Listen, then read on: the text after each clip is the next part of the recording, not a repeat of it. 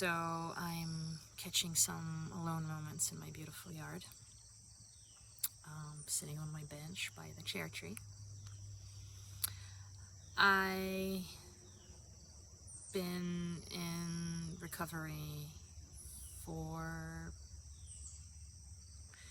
you know, I consider my first day of recovery the day that I reached out to Karen and sent her a picture to let her know how bad the situation really is, because she never really saw me and she didn't really know. And it was for sort of my first attempt in actually asking for help. And so that was February 13th, 2022. So I've been at it for quite a while. And while I've seen some improvements and a lot of setbacks, ups and downs, there hasn't been enough improvement, and the challenges are just too great to do alone at home, and the setbacks are too big, and I hit a roadblock at this point. I feel like I'm going down the rabbit hole again of losing weight and restricting and just generally practicing eating disorder behaviors. And I feel like it's really been taking over my life, and I only see it getting worse again. If in the past it would go up and down, it would come back and go away. At this point, I have not had any sort of a break from it for closing on 3 years. So I realized I needed the help of the big guns. At this point, like, all the providers have recommended from the beginning to go into a residential or an inpatient center, and I did my best. I gave it a shot at home with the support of my family and the support of the team here, doctor and my therapists, and it's that the hold of this disease on me is just too great. And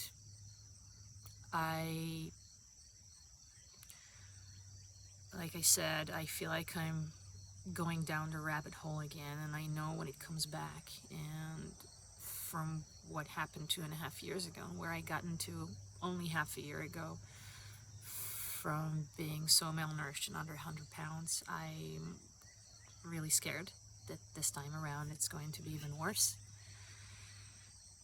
So I made the decision to go into a center,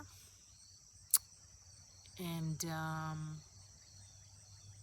it's a very scary decision. I have a lot of doubts and a lot of fears. I am, for one, worried about who's going to take care of the kids, who's going to homeschool them. There's all these amazing classes that I enroll them in, and forest school and co-op classes, and who's going to take care of them. And to how am I going to create? I really need time to create, and it's kind of like part of who I am. And am I going to be allowed to create?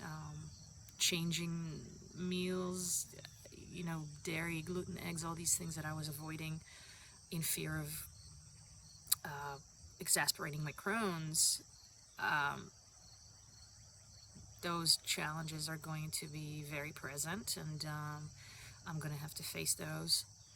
And what's going to happen with my Crohn's flares, I really don't want to get into that situation again.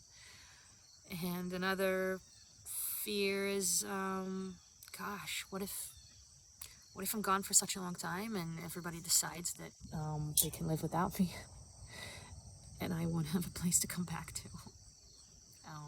you know, it's been very difficult, to say the least.